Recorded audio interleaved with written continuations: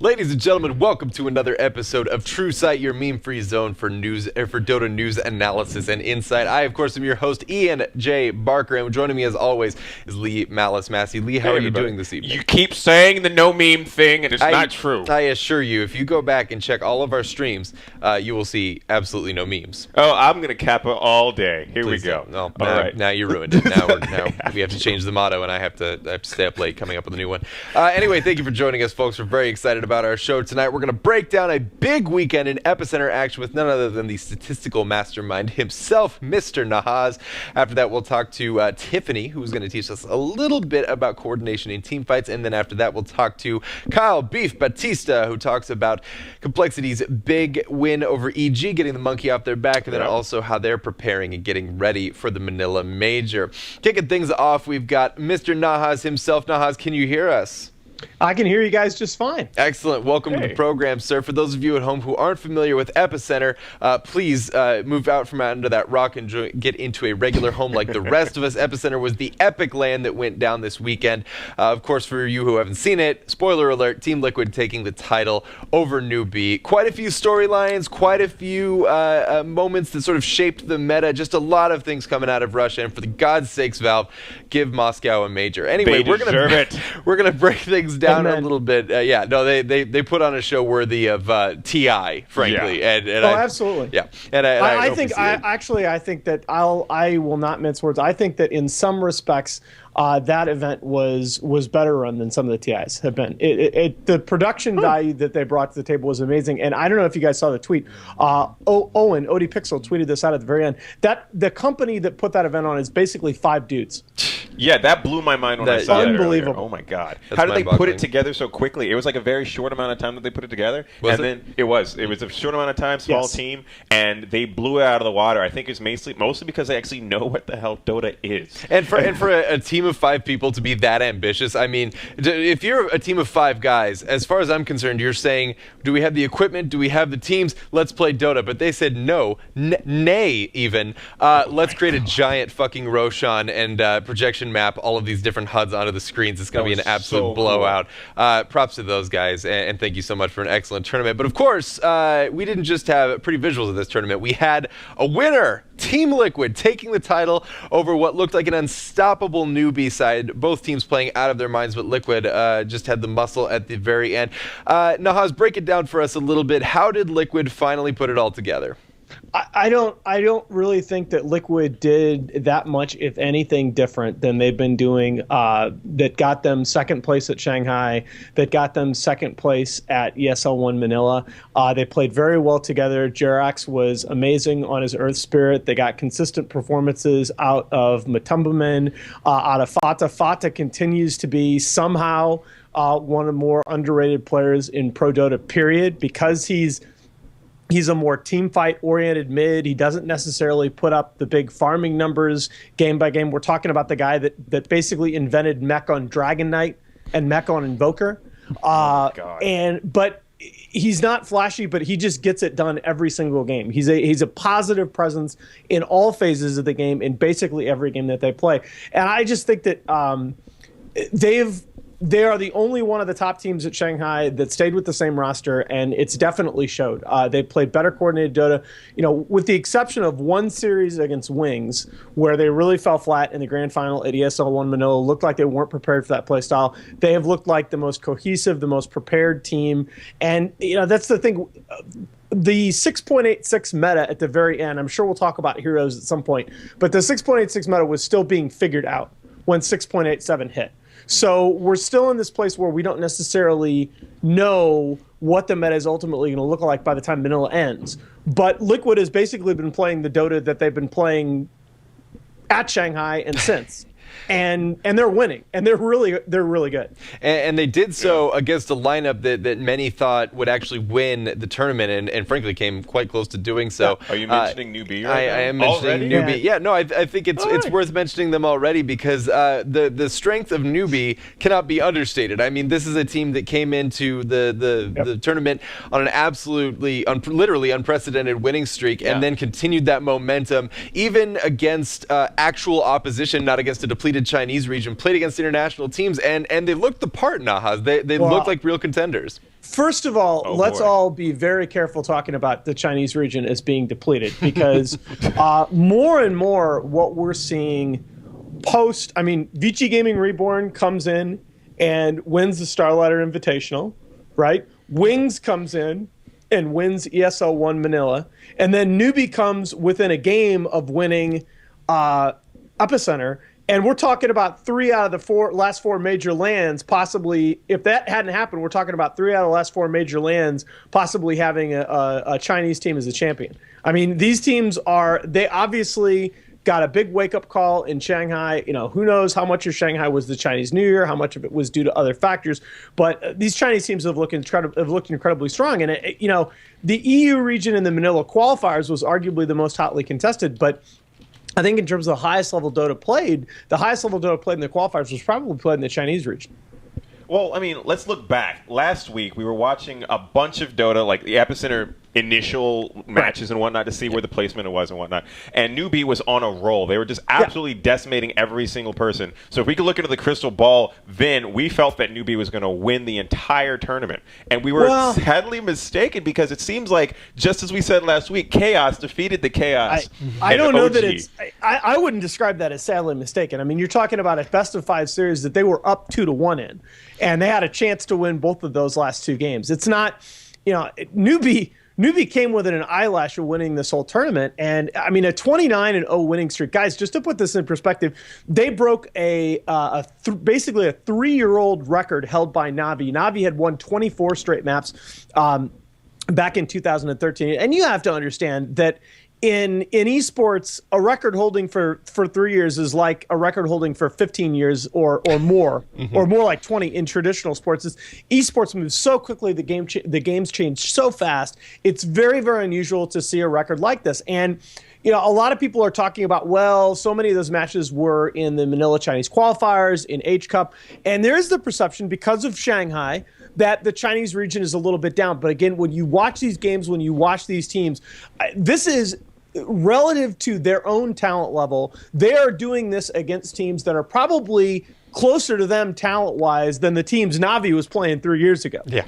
So 29 straight match, and this is, I don't know. This is why I do and why I love Dota stats, right? The little things, right? So Miracle during the event. Also, OG's Miracle became the first ever player to hit 9K MMR, and that was kind of a big thing. And he does it. The match that hit him 9K, he played a no Battle Fury AM build. What? And he comes out, he actually played Shadowblade AM. That was the match that got him 9K.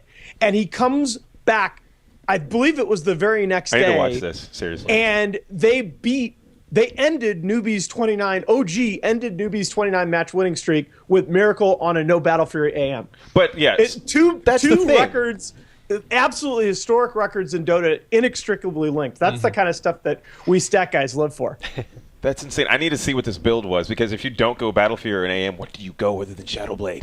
Okay, we'll watch this later. Moonshark? I could send you the link to the pub. I tweeted out the link to the pub match, but I mean, that's the thing that we've seen AUI 2000, we've seen others now experiment with the Vanguard first AM. This meta is a lot more about just being ready to fight at any time. This is partly why you're seeing some teams get really caught with these cooldown-based lineups. This is a skirmishing meta. You have to be ready to fight at all times. And AM, the way he's traditionally built with that early Battle Fury rush in lane, he's not a very good early skirmish hero. But AUI reminded us: you go Vanguard first, you max out Mana Break, and this hero can do some damage. Yeah, absolutely. And as you said, Newbie obviously putting it together there at the end, but they did struggle when they saw some sort of different looks from people. Talk to us a little bit about about OG ending the streak, because if I may toot my own horn, I did say that I thought OG would be the team to earn the streak because the OG skirmishes so well. Like you said, I mean, Newbie seems to thrive in lineups that sort of push an early advantage and snowball it into a strong team fight. But at the end of the day, OG was able to end the streak almost just simply because of their team fighting prowess, which is the thing that's always put them over the edge. Well, yeah, I mean, OG got in that particular game, they got two heroes that, one that's, I think, one of the foremost OP heroes in the game. They got the Phoenix, and they had Crit on his Earth Spirit that's right up there at the same level with Jerax. And those two, that was really a theme because of this constant fighting meta. Supports are now just so much more relevant than ever in Dota. And it's been a long time in coming. There've been a lot of support friendly changes in the last couple of patches, but we're finally in this era where early support rotations are so important, and the way that supports scale throughout the game really has changed, and that's very important in the meta right now. I mean, you talk about why is Newbie so good. Why Newbie is so good is they have 5 players that can all beat you, plain and simple. Yeah. And you look at the individual match where the numbers that stood out to me was actually the first playoff series. I believe this was the losers bracket, the losers bracket semi.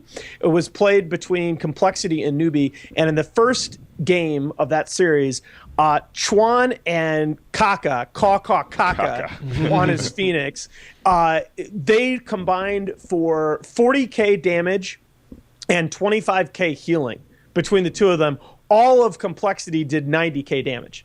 Wow. So you're talking about your two supports damage and healing more than half of the enemy squad total. It's just and the way the numbers, the way the math works in Dota, a point of healing is actually a little bit more valuable than a point of damage. So it's, I mean, I like the fact Newbie were able to mix it up. They were able to run these basically 4v5 lineups with Hao on Spectre, farming and just joining fights with Haunt when necessary. They were able to show a couple of looks where Hao was on a Sven or a Gyrocopter and really mixed it up, really got into the thick of those mid-game engagements. 5v5. Newbie is not right now a team that you can accuse of just running one style, but I think that's also why Liquid is so good as well. That they're a veteran squad. They're used to playing with one another. It's hard to you have these teams in the past that they're like, oh well, they have their style, like Alliance. When you're playing against Alliance, they're going to do it. You are playing against Alliance. You do not ban Furion. You know what you're going to be playing against. You know essentially the template of how they win Dota games. Newbie, we thought we knew that template, but it's not so straightforward anymore. And Liquid just plays good Dota, pure and simple. Yeah, I tried to look for some kind of common thread between Newbie's drafts where they lost and the ones where they won, and there really is no common thread between the ones that they won. They draft sort of a core group of supports, and then they draft whatever they want on top of that, seemingly just at will. And then the common thread, if you want, is they've been able to abuse as much as or more so than any other team. They've been able to abuse the heroes that are really at the top of the meta right now. The Doom, the Phoenix in particular for them. You'll see the odd bounty hunter pick, of course. You'll see the Beastmaster run by them, and those 4 heroes are at the top of the meta right now for a reason. Dragon Knight is kind of sneaking up there quietly as a mid, Puck as well, but those 4 are really. They're just so hard to beat right now. Well, what I did notice is that in nearly half of their losses, they lost 7 games and they lost 3 games when they didn't get Io, Lion, or Enchantress. I feel like part of their style has to do with Io coming in and being sort of a lifesaver and allowing them to counter-initiate, and then, of course, the Lion and the Enchantress, with the strong early rotations. I mean, if a Lion steps into your lane and lands the Earth Spike and then lands the Hex, that's a lot of time to get damage down. So is the strategy to this team to sort of focus on their support lineup as opposed to their core lineup? I think you really. It's funny you bring that up because I think that's dead on. I think with a lot of teams, you're worried about one of their core players. Like everybody talks about OG, and you're worried about Miracle. I think with Newbie, you got to worry about Kaka and Chuan. I think if you let them play. If you let them play a Phoenix and an Enchantress like they did against Call, and they're able to get any farm on those heroes, you're dead. You're not going to beat them playing those 2 supports. You can run any 3 cores and those 2 supports, and if they get a decent level of farm on those supports, you're dead. You're not going to win.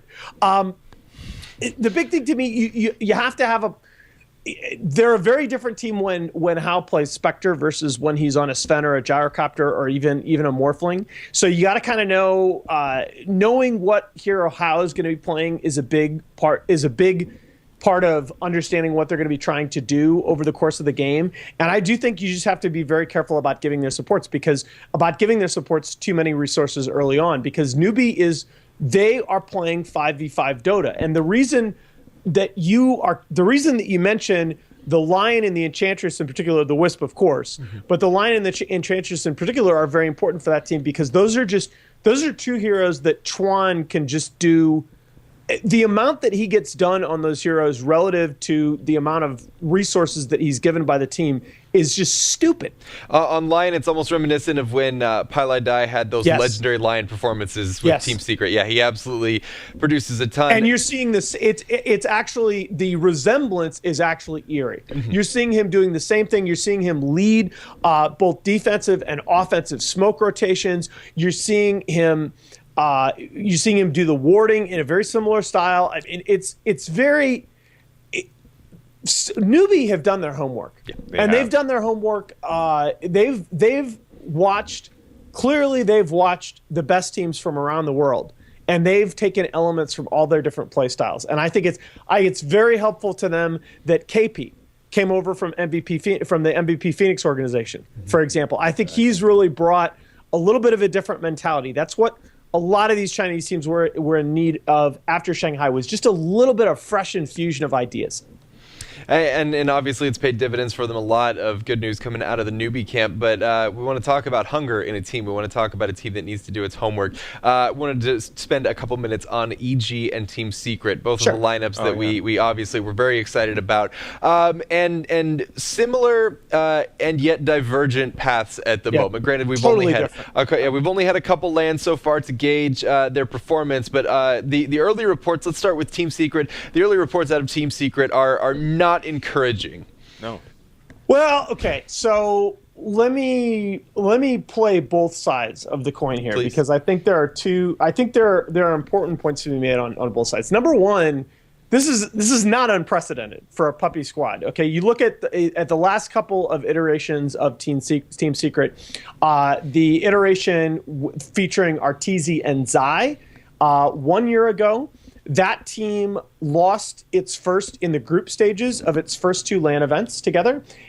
They failed to reach top 4 in 4 consecutive LANs that they played together. And again, this is an all-star team. We were saying it from the very beginning. And that was before they went on to take an unprecedented 4 straight international LANs. Sure. Okay. Obviously, they disappointed at TI when a lot of people had them winning, or at least top 4. They weren't able to achieve that. But this is a team. They came together when it counted for big events. They had a lot of success. Similarly, this previous version of Secret, after finishing second at Frankfurt, absolutely fell on their face. They had 4 straight lands where they just looked, pretty much awful. And then they come in and they win Shanghai. And so Puppy has a track record now of being able to bring these squads together, and he's not afraid of failure like a lot of other people in the scene. Is a Puppy. The read I have on him, he's a guy that he doesn't care about getting top 4. He cares about winning. And he is looking at these tournaments not as, okay, we want to necessarily, oh God, we didn't make top 4, everybody's gonna flame us and we're gonna disband. No, he's looking at it as, what do we have to do to get better? Okay, that said, you watch the actual replays, and they're a mess. There are huge communication breakdowns that they've had in team fights. The second game of their series against Virtus Pro, where they fed a 5-0 team wipe top when they were basically ahead in the game. Yeah. And then a few minutes later, they fed G a rampage on his Ember Spirit. Like those, you go back and watch the replays and watch those fights, and it's like nobody is talking. Yep. Yeah, there's a lot of disjointed movement on the team. Although I will back up what you said earlier about Puppy. He's a player that cares about winning, and he seems to not be afraid of taking his time with lineups. I remember watching, I believe it was Shanghai, and I remember the moment I saw that Secret lineup click. We saw them suddenly, very suddenly, making the same very pronounced rotations, the very snap decisions, smoke ganks, and things like that. And when this team gets on the same page under Puppy's tutelage, they seem to become scary. The problem is, of course, getting them there.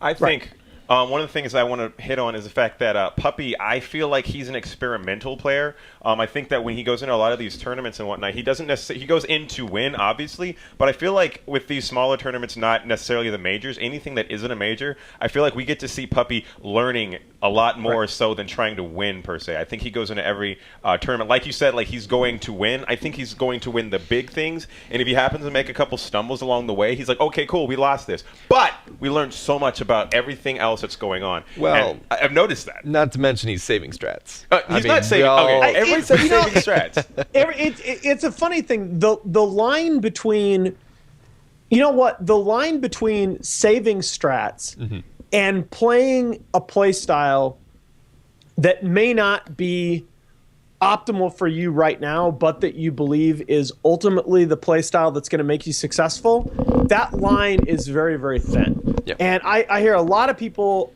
talk about and accuse certain pro teams of saving strats, and it's not necessarily true. I mean, EG is not dropping down to the winner's bracket and then making these deep runs into tournament. I'm sorry, EG is not falling down to the loser's bracket and then making these deep loser's bracket runs because they're necessarily saving strats. EG is doing that because they're learning from their losses. They're making adjustments. They're playing a style that they believe is going to make them ultimately the best team, not necessarily a style that is going to make them the best team right now. And we've seen it before. We saw in their series against Virtus Pro that decided whether or not they were started in the upper or the lower bracket. Game one was not good. EG got, I hesitate to say destroyed or anything like that, but they were roundly beat by a strong VP squad.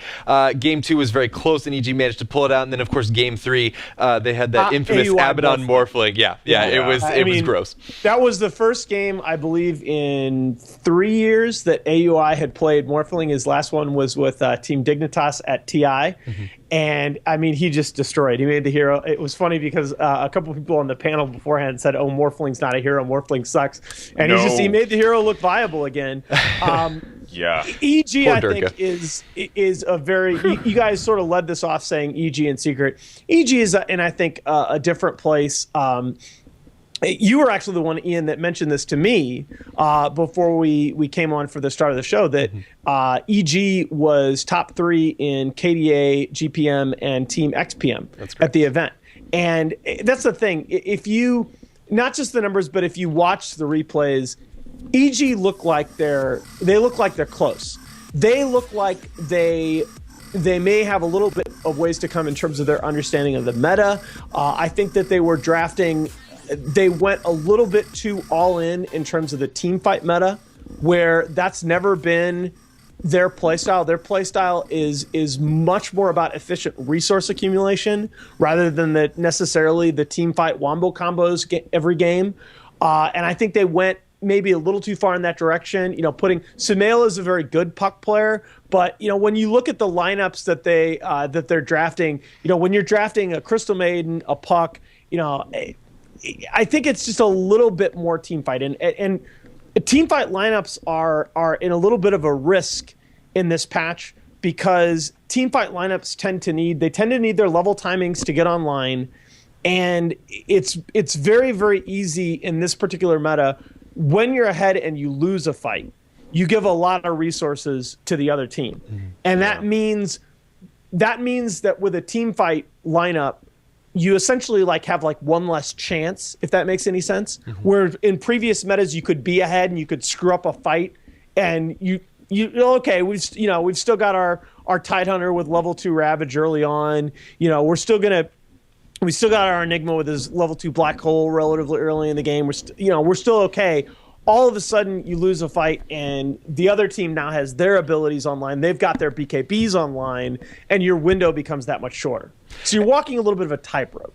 And it has to be said that one of the hallmarks of this current EG squad is that when things work, good luck stopping them. I mean, right. I've seen this team absolutely steamroll people, and that's the sort of thing it would happen at WePlay. It happened in a couple games at this LAN, and that's the sort of thing that makes you think, you know what, when things work, I don't know who could stop this team. However, when things don't work, I think that we see a little bit of, maybe a bit of breakdown in communication, which is something they're working on. We did see, after all, Aoi and Bulba both launch into the front lines in a team fight against Complexity, and that mistake sort of decided the fight, and those are the sort of things that you see in a lineup that's still getting its footing. One of the things No, please, go ahead. I was just going to say the fact that, like, he just mentioned with EG, if things aren't going so well, everything seems to, like, kind of topple over, and, like, as we saw with the Complexity versus EG, Complexity took 2-0 against EG, so, I mean...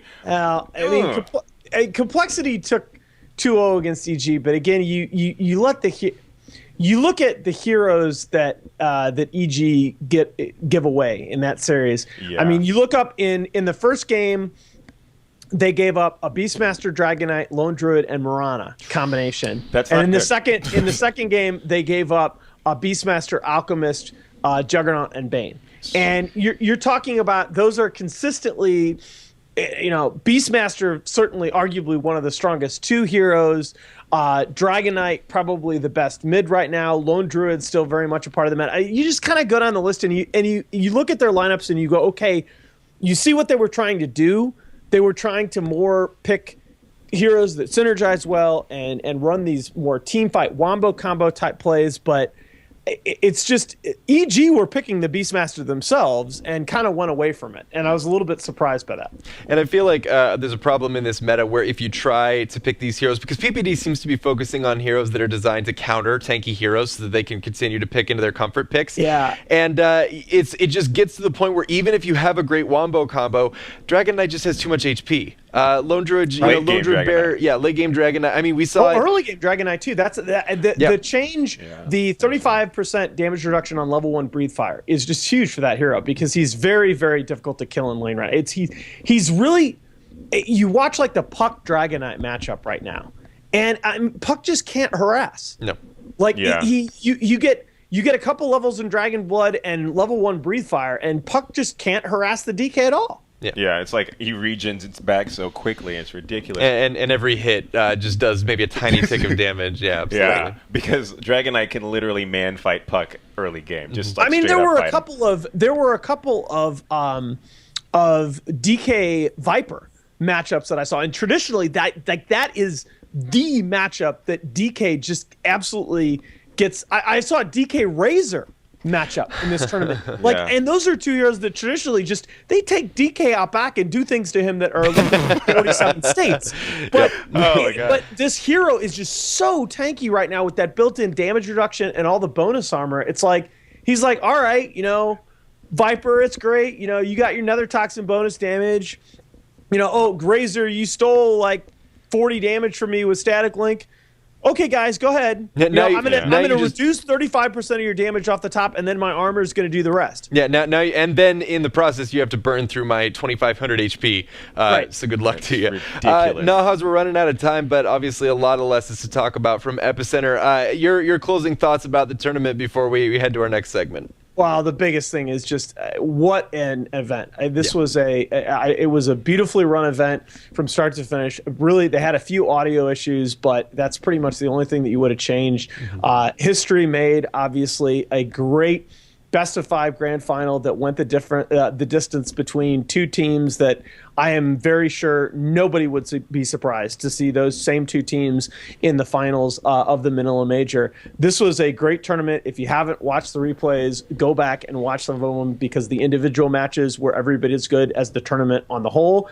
We've got Dream League coming up this weekend, so that's going to be a lot of fun. A little bit of a smaller event this time, but that's still going to be a lot of fun. We're going to get to see Navi go at it, which I'm very keen to see the kind of form that they're going to be in. It's going to be neat. And of course, the build up to Manila, which is now just a couple of weeks away.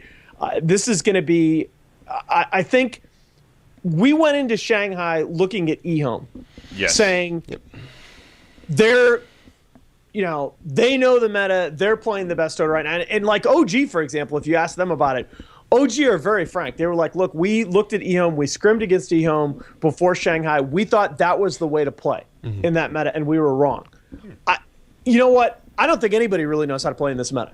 No, and it's going to make for an amazingly exciting tournament. I think that I really do think that there are at least 6 teams that have a realistic shot of winning.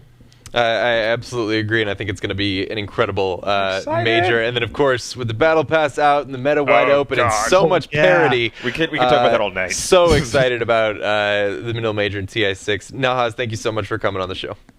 My pleasure, guys. Have a good one. Yeah, you too. Yeah, it has to be said that we're at a point in Dota, at competitive Dota, and I told some of my coworkers this after SKT inevitably, as they always do, won a game of League of Legends. I said one of the great things about Dota, if you want to come and watch it, is that there are so many teams can win. Exactly, and it's not like SKT versus CLG every single time. But that's League of Legends. That's not a real game. Anyway, back to Dota. There's so much to talk about because the thing is that we have so many different teams that are viable right now. It's beautiful. And we're going to talk to one of those teams coming up in our next segment. But first, we're going to stop by with our good friend Tiffany, who's going to tell us a little bit about how to win a team fight. Hello everyone, I'm Tiffany and welcome to Tiffany Teaches Team Fights. Today's fight comes from the grand finals of Epicenter with Liquid versus Newbie. In the deciding Game 5, just after the 13-minute mark, Liquid head into Newbie territory with the smoke and head out with a 4-for-2 trade. Let's take a look. Liquid smoke into the Newbie jungle, but Newbie have grouped around their secret shop, right next to a Liquid observer ward. While most of Team Liquid start wrapping around to the south, Earth Spirit heads north and stuns the Bane, aggressively rolling in and dropping Magnetize on their heads. Dragon Knight in dragon form comes in along with an Ice Blast, which hits Newbie's Veno, who had just cast Poison Nova. Damage over time for everyone. Meanwhile, Enchantress finishes off that pesky Ancient Apparition, and Doom chases and dooms the Slark. Dragon Knight finishes Veno, Beastmaster traps Enchantress and finishes her off, and Alk comes into the party to try and finish off Beastmaster. But that Slark didn't die to Doom, and Doom nopes out, allowing the Slark to come and help Dragon Knight finish off that Alk. A 4-for-2 trade in the favor of Liquid and successfully delaying the Alk's Radiance. So what happened? This coordination from Liquid in the very beginning of the fight was one key to success. Earth Spirit's aggressive move was immediately followed up by support from Liquid, and Magnetize was dropped onto Newbie early in the fight, allowing it to be refreshed and constantly tick down their health. So to wrap up, team coordination and follow-up is the key to ice blasting your way to a magnetizing success. This has been Tiffany Teaches Team Fights. Back to you at the desk. Thank you once again, as always, to Tiffany. By the way, I was playing AA last night, I had some pretty godly ultimates of my own.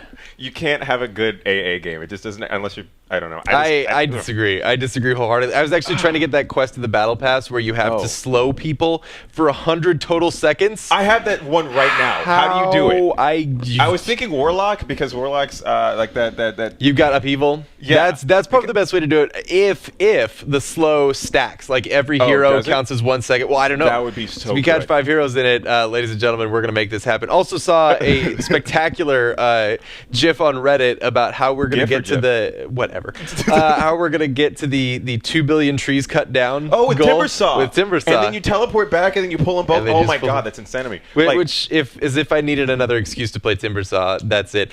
Folks, just so you're aware, we're having a little bit of technical difficulty getting Beef on the phone, so we're going to talk a little bit about the Manila Major. The Manila Major coming up. No, let's talk about the Manila Major. So obviously Epicenter is behind us, which is great. Yeah. But we have a much more important tournament. Unfortunately, we now, I believe, have Beef in the call to talk about that. Beef, can you hear us, sir?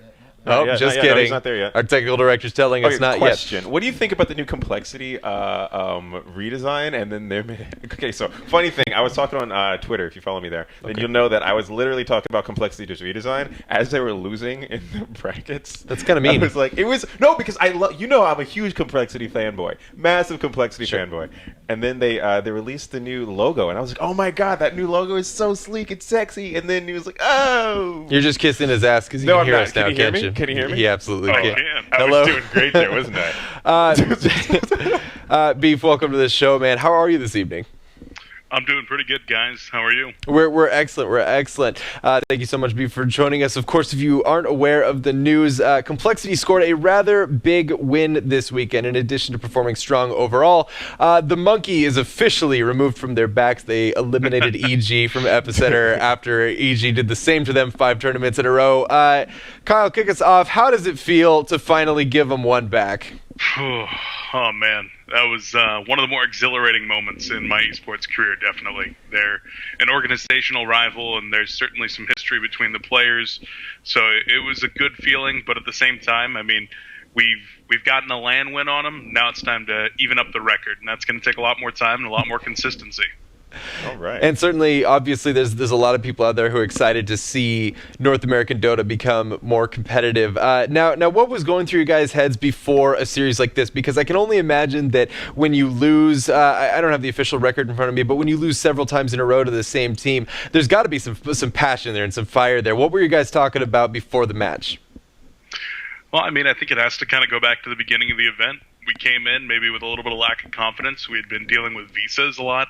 Went into it a little unpracticed, but throughout the event, we said we stayed alive in the wild cards. Then we played probably the best team at the event and took a game off of them.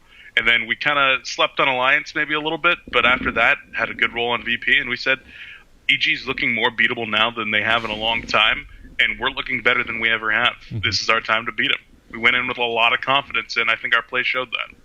Yeah, there was absolutely no hesitation in your play. We saw once you, to borrow some rather violent imagery, once you had your boot on the neck, you just kept pressing. And it was impressive to see. Graphic. I would like to just say, like, the fact that you guys 2-0'd EG was just like a massive example of how good Complexity can pull. Yeah, I'd love to talk about that for a second, because it's rather common for EG to lose the first game at a best of 3 to a team that sort of has a beat on them, and then in the second game they did what so many teams who face EG get scared about, and they came back on you. And that early game lead sort of evaporated, and they looked, for all intents and purposes, like they were in control. Talk to me a little bit about closing out that second game and what that means for your boys.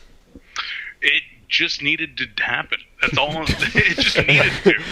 And we were going in, we said, we got game 1, and we've taken a lot of game 1 leads. We took game 1 off of Wings twice at ESL Manila, and both times let the second game go after a massive advantage. It almost happened in game 2 against EG, but our guys are finally learning a little bit more discipline, making sure that when they take the advantages, they're making sure to exercise them and continue to take the objectives rather than getting distracted. We have a saying that we see red sometimes, because we see the enemy and we want to kill the enemy. We're very, very fond of killing things. And sometimes those things have to be towers rather than heroes, or towers then heroes. Whatever it is. But we exercised some discipline, and the guys were very excited to bring that one home. That seems to be a common thread for teams as they develop, is they get that killer instinct, they get really aggressive and passionate, and then eventually people learn that you can take advantage of that. And I think that's just innate Dota. No. North American Dota, like us, we're just very aggressive people by nature, and I feel like in games we're just like, oh, hey, there's an enemy, guys, go. You can only get flamed in a game so many times before you decide enough is enough. I actually had a game like that, if I may digress for a second. I had a game like that last night. Oh, where I was playing against a Shadow Shaman and it was a Templar Assassin. I thought it was a PA. It was a TA, and they both spent the entire early game spamming noobs, easy win, easy life, etc., and then we just destroyed them. Yeah. Abaddon OP. So anyway, so Abaddon. No, sorry. Chance. It's okay. Nobody's watching. So big win over Evil Geniuses, and then you guys went into your next match. Talk to me a little bit about what you gleaned from your next series, as far as growing and preparing for the Manila Major. Newbie's good. Really good. Also, Phoenix is a hero. We don't even call him Phoenix anymore. We call him the hero formerly known as Phoenix, now known as Sunbeam. Sunbeam, yeah, that's all he does. Yeah. That was my favorite part of Swindles on the panel, was referring to him as that Sunbeam hero. But ultimately, Newbie looked a little bit beatable at the end of the tournament, and obviously, you guys gave him a hell of a fight. Talk to me about what people should know about this Newbie lineup that maybe made them that people didn't know before, that made them such a scary commodity headed into the tournament. I think a lot like what Alan was saying on the interview before this, you got to respect their supports, man. Like the Enchantress is unreal. Like, if he gets some farm on that hero, he's going to make your life a living hell. And their Phoenix play is phenomenal, but ultimately they're playing more like a team than any Chinese team perhaps in recent memory, rather than having those extremely powerful cores that they're traditionally very strong with, having the high CS carry that's going to take a late game. They're playing a lot more of the style that we've seen from teams like EG and Secret in the past, but even maybe perhaps a little bit more of a refined style. So with all the practice that they got, they're certainly a leg up on everybody. But like you said, they were very beatable. We almost took a game off of them in the group stage, and we certainly thought that we had game one. I think if we had recognized our timings a little bit better in game one and hadn't forced a couple of team fights, we would have actually taken game one off them. And if we had prepared a little bit more for them, expecting to beat EG and then go on, I think we definitely could have beaten them there in that series. But I think that there's something to be said about beating EG and having that huge emotional high, and then having prepared the night before 80% for EG and 20% for newbie. It definitely showed a little bit, and especially in game two, we just got completely outclassed. But we're still confident going forward. As a big basketball fan, we refer to that as the upset hangover. Yeah. You win a big game, everybody gets really excited. You maybe slack off in practice a little bit because you're feeling good, and then lo and behold, and that usually applies to teams that are sort of a little bit weaker. Maybe they catch you off guard, but I can only imagine that after taking down one strong team, heading into a match against another strong team can't have been easy. So moving forward, we were just talking about how time between them too. Yeah, true. Yep, little time to prepare. Yeah. Well, we were just talking about New B, and we all have broken down into like its core and its essence what it is that New B has done. Do you think that we can see Complexity pulling off the less core-centric and more support-centric playstyle moving forward, or do you guys think that you're going to make your own footprint in the Dota-scape? I think we're absolutely going to make our own footprint, but a huge part of that is going to be the fact that we are not core-centric. We are a team. Being basketball fans like yourselves, as Swindles often puts it, he wants us to be the San Antonio Spurs. We're not the Miami Heat. We want to play a team game, and I think there was one of the games in which we actually finished out against VP with all 5 players between 400 and 499 GPM.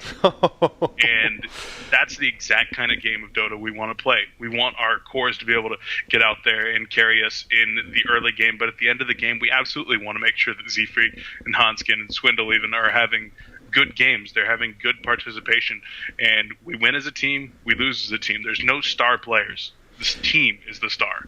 Now, that's a good idea. Yeah, absolutely. And now you're close to the team. You, I'm sure, have taken a look at it too at Swindle's notebook. Talk to me a little bit about the idea of this rising support meta. We actually had a question from chat from Archangel, who actually asked, "Do you think that the 4 and 5 picks are quickly becoming just as important as the 1 and 2 picks in the draft phase?" They can be. They absolutely can be. I think that completely depends on the team. There's a lot of teams that are trying to draft a little bit more with the support picks in the 1 and 2 position, just because they are so strong right now. Getting that Lion, getting that 4 position Doom, it can be very, very good. And the really strong core picks are ones that you're going to want to hold out until that later position. But I think that the teams that are the strongest right now, their standout players do tend to be the supports. I mean, you even look at Liquid, and I think, at least for myself, when I think about Liquid, their standout player for me is 100% Jerax. That guy is uncontrollable if he's having a good game on his Earth Spirit. And so there certainly is something to be said a little bit about that shifting meta. It has to be said that an out-of-control Earth Spirit is bad news for everybody on the opposite team. Now, I want to talk to you a little bit about Swindles. Swindles, obviously a huge personality on the team. The question that I have for you, especially as he's developed into a strong personality in the scene and also a strong strategic mind and helped pilot you guys to just recently an unprecedented victory. Talk to me a little bit about what you saw in him from the very beginning, because as I understand it, you actually picked him up from Heroes of Newerth. Oh. Yeah. I was a Heroes of Newerth caster starting back in 2012, and so that was where I met Swindles. Met him for the first time in April of 2013, and did not like him. Did not like him one bit. Not even a little iota. And a big part of that was I was working for Team Complexity at the point. He was running his own team, Team Stay Green. They were very big rivals. And so he would come in, as Swindles often does, with the bravado and the bluster and talk about how much his team is going to kick our ass and everything. And I was just like, this guy's a douche. Like, what's going on here? Why do people like this guy? Oh, wait, nobody does like this guy. But that was 4 years ago now. That was over 4 years ago. And he still does have some of that bravado, the bluster, the confidence bordering on arrogance, and of course the bluntness that some people take issue with. But he's done a lot of maturing, and at the same time, I've never met someone in the esports space that has the kind of dedication that he has. The unending drive, the need to succeed. Like, there's nothing else for him. If he sets his mind to succeeding, winning 2 TIs, becoming the most winning player of all time, becoming the esports player that's on Conan. Like, that's what he's going to do. And there's nothing that's going to stop him from doing that. He's never going to give up. And I said to myself, if I want to build a team, who do I want at the center? I want the person that I'm never going to have to worry about saying, I'm done. Like, Dota's just not working for me. And I know that's never going to be Kyle. We've gone through so many times when other people would have given up, losing players, losing big matches, to the point that we weren't even sure what was going to happen in the next day or week. But Kyle's still sitting there on the computer, talking to every single person that he can, looking through leaderboards and saying, who is our next player going to be? What is our next option? Because we don't quit. That's not what we do. I like that. I think one of the most memorable aspects of Complexity is your unending resilience, and seeing that, I guess Swindles is probably one of the most, like, the core piece of that, because you guys take some beatings. I'm not going to sugarcoat it. You guys take some beatings, but you come back, and that's one of the most things, like, one of the things I respect so much about you all. And I think early on, when this show first started, we were talking about, like, who are the teams that we want to see succeed, and I would always say Complexity. And I think one of the things that I see now is the fact that you guys really are, like, the heart and soul of NA Dota. You guys are the guys that are learning. You came from a different game, and came from Han, and you're coming into a new game, and you're succeeding in a new game. That just says that you guys have the skill to back it up. So, like, moving forward, are we going to see? Is there a question, or, or are you just? Let me get to it. Do you want to just give Beef a hug? No, I was just like, no, dude, because get you everywhere. Complexity. No, oh my God, flattery is such a. Oh no, so Complexity moving forward with you guys being the NA Dota team that everybody sees coming up. Are we going to start seeing you guys, like, fostering other teams? Are you going to help out the NA Dota scene from the inside, or what are you going to continue doing international tournaments mostly? I mean, it's something that we definitely have always kind of kept in the back of our minds. NA Dota is our home, and people look at us and say, well, then why did you bring in Europeans? Like, we didn't bring in Europeans. We brought in our friends and our old teammates, because that's what we thought would be the best fit for our team. It doesn't matter if they're from Antarctica or from Texas or from Sweden. Like, they're our teammates, and that's why they're there.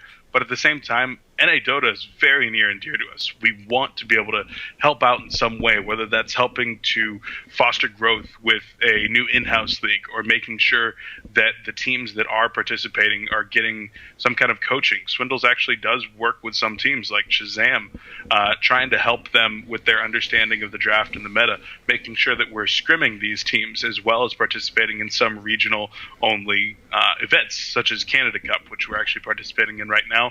And hell, we're even still playing in qualifiers. So every match, every scrim that a higher tier team is playing against these lower tier teams is going to help elevate the region. They're getting more experience against teams that are of a higher skill, or at that point, just a higher results.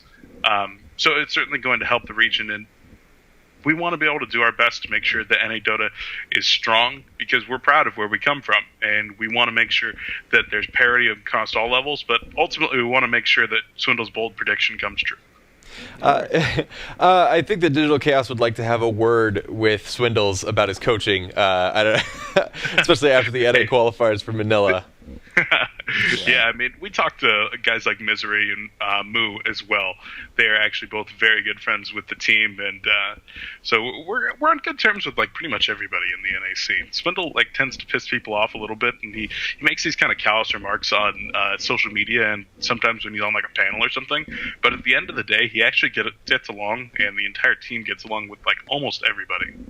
I think one of the new things I've noticed is the fact that Complexity is probably one of the only esports teams that's paying attention to their players in a health-related way. Where like Swindle Melons was talking about the Lurker Derp, the lady that does the wrist stuff. Yeah, like that kind of stuff. I feel like we should probably be talking about more as esports casters and whatnot. Like, hey, that's an issue, and keeping our players healthy and not having arthritis at the age of 21 is a major thing. That's certainly a good place to start. Yeah. 100%. Jesse, he was sidelined for well over a year. Lost a good part of his esports career due to health injuries, and so we want to make sure that he's being taken care of in the right way. He's seen a couple of doctors. We're going to have him continuing to see doctors to try to cure whatever health elements that he might have. Some of those symptoms, of course, do still pester him every once in a while, but other than that, we've done our best not only to consult with people like Lurkadev about trying to get better ergonomics, but we do stretches every day. The guys they don't do it all at once with one guy standing in front of the rest or anything like that, but we encourage them to do their stretches every day to make sure that the repetitive stress injuries aren't hitting them. And we even sent our Call of Duty team recently to the IMG Academy here in Florida, which was, of course, the premier sports training facility for a lot of different athletes at the Olympic and professional levels, training people like Maria Sharapova and Cam Newton most recently. So our teams are going to be down there doing some physical training and working with some of the best in the world. That's fantastic. Let's talk a little bit about the resiliency of Complexity, because you guys seem to be a part of a new sort of model in the scene, which is keeping a lineup together and improving cohesively instead of constantly trying to swap out the parts to see if the engine runs any better. OG and Liquid, both teams that have been together since October, November of last year, and you guys along with that mold. Talk to me a little bit about the progression of the scene. Do you feel like that sort of stability is healthy for the scene? And is that going to be something that we see more out of Dota teams as the scene gets more competitive? I think that they absolutely need to be sticking together. I think that the model of swapping people out is not something that is going to work, at least not in the current state. Maybe you get to a point in the future more akin to traditional sports where everything's maybe a little bit more similar, and you certainly have that different playbook. You may have that little tweak in play style, but you certainly are able to plug and play a little bit more, and the individual relationships on the team might not matter as much. But right now, those individual relationships, the ability to work with one another, the ability to stay cool as a team during stressful situations, it's extremely important. And I think that teams like OG, Liquid, Complexity, these ones that do have groups of friends, but not even just friends, but people that have been together for a long time and understand one another, even more than friendship. It's the understanding and the ability to communicate well with each other. That's important. So I certainly think that those teams, as long as you've got the base level of skill and nobody's losing motivation, those teams are going to be the ones that succeed. Now, we're running out of time here, Beef, but I want to ask, obviously, the most important question. Okay. How do you respond to the heinous allegations that you guys are actually an EU team in disguise? Like I said earlier in the show, man, Limp and Hanskin and Jesse, they're whatever. Like, it doesn't matter where they come from. Like, at the end of the day, they come home and eat Chipotle and eat burgers and listen to rap music like the rest of us. Where does it matter where they were born? They're our friends. They live in a North American team house with a North American organization, play in North American qualifiers, North American matches, North American pubs. It doesn't matter where they are or where they're from. Like, it matters where they are, and this is where they want to play.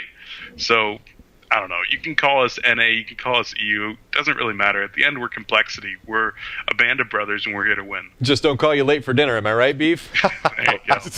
I respect that so far. That's really no, I think that's a great answer, and obviously a lot of that is just people sort of messing, sort of joshing you. But obviously, we're excited to have you in North America, and we look forward to your results in the future. Beef, any shout-outs or anything you want to say before we close up shop for the night?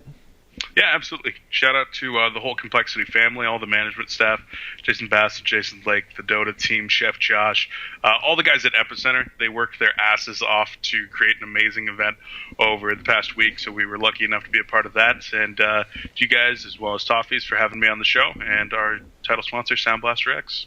Well, thank you so much for coming on the show, Beef. We do appreciate it, and good luck to your Complexity boys headed into Manila. All All right. Thanks very much, guys. No problem. Take it easy.